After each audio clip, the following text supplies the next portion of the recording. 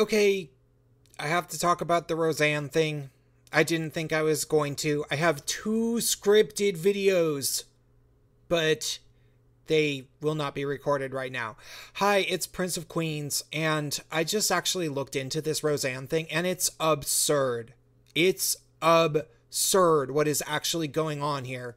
It's one of these situations where everybody says it's one thing and then everybody assumes that it must be true, and then Roseanne is a horrible monster and she was always a racist and she should have always been fired, and I can't believe she was even on TV in the first place because she's, white and stuff, and she is like kind of a conservative, except for actually not if you really follow her politics, and that's why she kept trying to run for office, because she's not really a conservative.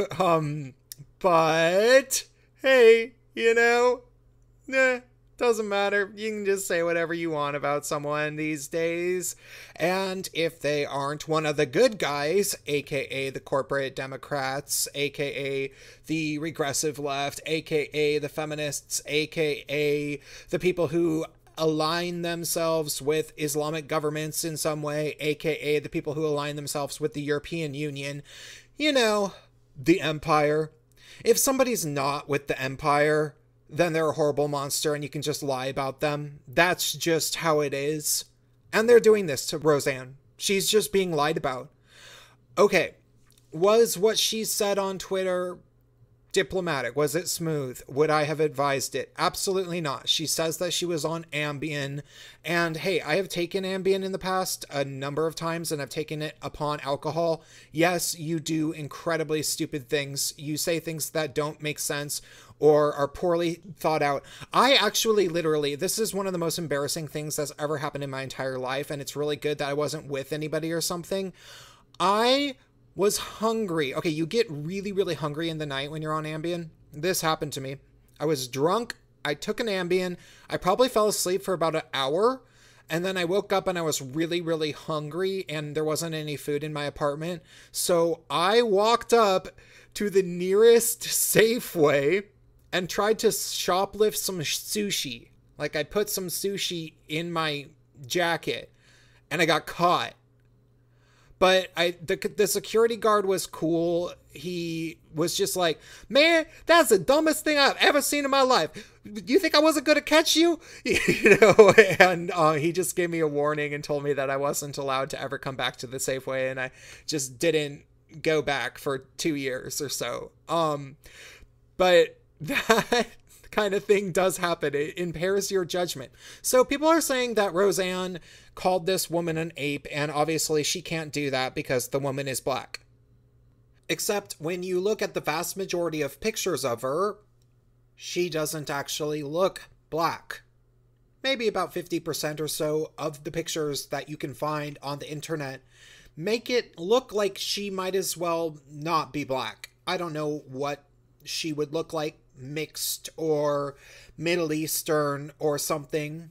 Apparently, according to Roseanne, she thought that the woman was Jewish, and I can see why you would make the mistake from looking at pictures of her. But apparently, if you actually look at Valerie Jarrett's Wikipedia page, you'll note that she's Iranian, and rather light-skinned Iranian. Now, she doesn't particularly look like an ape in general. Just overall, I wouldn't look at her and think that she looks like an ape. But apparently Roseanne was talking about a specific character from Planet of the Apes, which is not something that I'm into. I don't think I've ever watched a single Planet of the Apes movies, either old or new. I'm just personally not into that. And nothing against it, I just haven't watched it. But apparently Roseanne was actually talking about a specific character, which is Dr. Zira, which is a female doctor character in Planet of the Apes, shown here. Obviously, you can see the similarity that Roseanne would be pointing out. But of course, people say it's racist because, hey, they like to call people racists when they are their political opponents. People at the mainstream media, people that are aligned with the Democratic Party in any way, people that are aligned with the EU in any way. Everybody just gets to be called a racist all the time. They don't care about Roseanne's side of the story, about why she would have potentially made such a remark. You know, and granted, it wasn't diplomatic. It was something that apparently she did while she was under the influence of Ambien. But she does kind of look like that, right? She does look like this character from the movie, enough to make a joke about it. She is from Iran. Obama had a lot of policies that a lot of people argue were very favorable to Islamic governments. And a lot of people say that Obama might have been Islamic himself or whatever. And I don't know if that's necessarily true, but this woman she was born in Iran, and she also became a senior advisor to Obama. So, okay. Would I say that if I was Roseanne? No, absolutely not. Especially considering her voice, what she was able to do at this very moment in culture as the only conservative on television, which was getting a massive amount of ratings. She had a very important voice. She was one of the people's heroes in the current year, and she shouldn't have sacrificed her show based on a stupid mistake. Obviously, if she had to relive it, I'm sure she would not do that. But at the same time, what's really going on here is not that she made a racist joke. It's that these people were waiting for Roseanne to slip up, and then they were going to character assassinate her. And this is what happened. So what have we learned here? What have we actually learned from this situation? Did we learn that Roseanne was racist? No. We might have learned that Roseanne has some rather negative opinions about Islamic governments and, you know, the Obama administration, which should have been obvious because she kept running for president, you know? So obviously she wasn't willing to go with either Donald Trump or Hillary Clinton. Roseanne is clearly a very independent-minded woman who thinks that she can be president, and she doesn't like the government, which is why when you hear her talk about politics, it goes all over the place. And so obviously she doesn't like this woman who's the senior advisor to the Obama administration. Obviously she has a problem with Valerie Jarrett, and maybe she thinks that she's a Islamic extremist in disguise or something. I don't know. Maybe that's what she thinks. But she has a right to think that politically.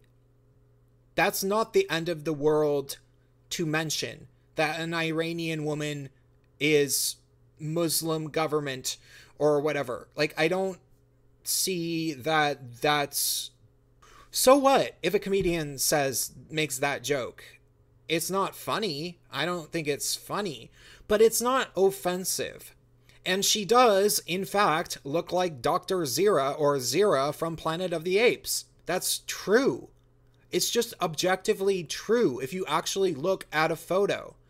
So what's bugging me about this is just that it just seems obvious that ABC was waiting for an excuse to fire her because they were getting heat for the fact that their show was politically controversial.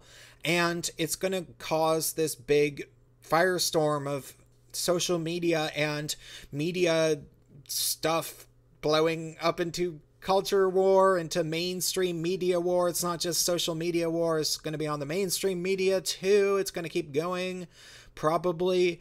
You know, they keep trying to just brush things under the rug. The EU thinks that they can now just basically ban the internet. They can ban sharing of information on the internet. And it's just amazing that people keep thinking that maybe they can do this. You know, it reminds me of in Game of Thrones. Remember Game of Thrones when just spoilers. This is probably 5th or 6th season when you finally hear this. Jaime Lannister, his deal is that he was supposed to be the man with no honor because he stabbed the king in the back. And everybody always judged him about being this horrible, horrible monster because you aren't supposed to stab people in the back, and especially not a king. And he was the king's guard, and so it was a horrible thing for him to stab the king in the back. But the thing is, he did it for a reason. The king had gone insane, and the people in the kingdom were rebelling against him, and he was telling the pyromancer to go burn them. And he was like, basically just saying, here, yeah, go burn every single village in the kingdom. Go just burn them all, burn them all. And he went and first he killed the pyromancer and then he killed the king.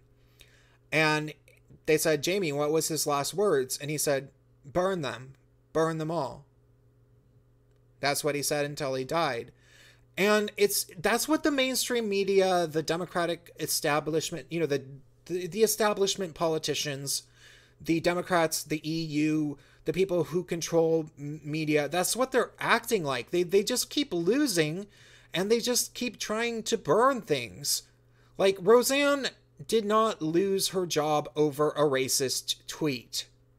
Roseanne lost her job because they didn't want her to have the job anyway, and they were looking for an excuse. I've seen way too much authoritarianism in my life to think any differently, and I'm right.